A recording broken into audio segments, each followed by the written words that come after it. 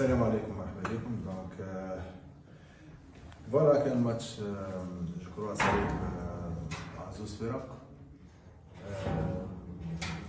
قدرنا نسجلوا هدف ودخلنا في الميطان واحنا رابحين. مالوريزمون كانت الورقه الحمراء اللي اثرت علينا شويه. هذه المره الثانيه ناخذوا ورقه حمراء وبكري في وقت معناها بكري. يوم اون بلوس مالوريزمون قبلنا بيوت واحنا نلعبوا اويت، يعني ابار الورقه الحمراء انا بين جوار بليسي بريسك بوندون 30 سكوند ولا اكثر.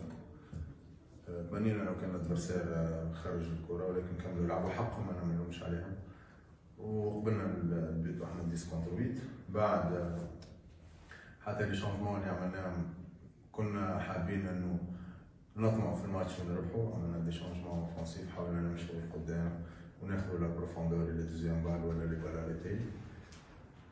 على كل مباراة كانت قوية وصعيبة على زوج فرق، وفرحان باللاعبين اللي كانوا قاتلوا آخر ثانية في المباراة. اليوم خدينا نقطة من فرقة صعيبة ودفاع صعيب محترم بصراحة. جو فيليسيت لي جوار، وإن شاء الله نكمل بالديناميكا إن شاء الله. السؤال الأول سمعان، ماذا تأثير التعادل ديال اليوم؟ لأنه الفريق البركاني عنده 7 مباريات 7 انتصارات، التأثير ديال هذه النقطة اليوم على اللاعبين، خصوصا مقبل يوم الأحد. أنا تأثير إيجابي جدا، نجم يكون كان إيجابي بالروندمون والقتالية هذه اللي احنا فرحانين بالجوار بتاعنا وبالأمبيونس اللي عندنا وبالإيتا ديسبري الموجود. شو باش يكون تأثير حسب رأيك؟ لا، اليوم فريق بركاني 7 انتصارات متوالية الحمد لله. اليوم الشامبيون فيها ربح وفيها تعادل وفيها خسارة. مش فريق اللي لعبنا ضده فريق لعبنا ناقصين ب10 ومشكلناش. نقبلوا قرارات الحكم ونصدق ونحاولوا نصلحوا من اغلاطنا ونحاولوا نشوفوا شنو ناقصنا باش نصلحوا ونحاولوا نطوروا الفريق بتاعنا وهذاك هو. السؤال الثاني تفضل. كوتش، بركان في الصدارة، كيف ترى نهاية الموسم؟ كيف تتخيل نهاية الموسم؟ حتى نتخيل الماتش الجاي، نتخيل نهاية الموسم. احنا عندنا كالندري شارجي. اليوم كملنا الماتش هذا اكيد باش نصلحوا اللي لازم يتصلح ونبنيو على النقاط الايجابيه، ونفكروا في الاسبوع الجاي عندنا مباراه وجاينا معناها ايوا. حتى الفازالي ما فاتش مازال، حتى الفازالي ما فاتش. علاش نستبقوا في الاحداث حتى ربي يحيينا بخير ان شاء الله. الهدف ديالكم تيبقى الفوز بالبطوله كما هدف الفرق الكل تنافس على البطوله.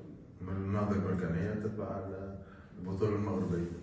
شكرا كوتش. سؤال التنقل القادم جنوب افريقيا تنقل طويل، كيف تدبروا هذا المعطى السي مهند الشعباني، خصوصا انه الفريق شو عنده اليوم انتصر فريق اورلاندو بيراتس في الدوري الجنوب افريقي. معطيات على هذا الفريق باش كتعرفوها، بما انه هذا المباراه الاولى امام اللاعب المالي جوج. اليوم راه كونفيرونس دو بريس بعد ماتش دفاع الحسن الجزائري وغدوه راحه. نعم.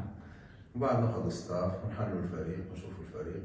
يعطيك الصحة على المعلومات اللي عطيتهم لنا، نستفادوا منهم إن شاء الله.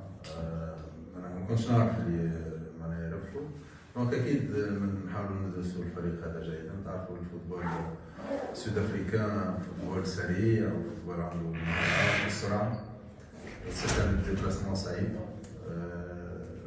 إن شاء الله ما تنساوش السنة اللي فاتت كان عندنا سيخوخون في الفاز بول، وده كان هو الماتش كوب دافريك بالنسبه لي اون ديبلاسمون غادي. ان شاء الله نبغى جيري الماتش كونفينابلمون، وان شاء الله نجيبوا نتيجه ايجابيه ان شاء الله. شكرا كوتش.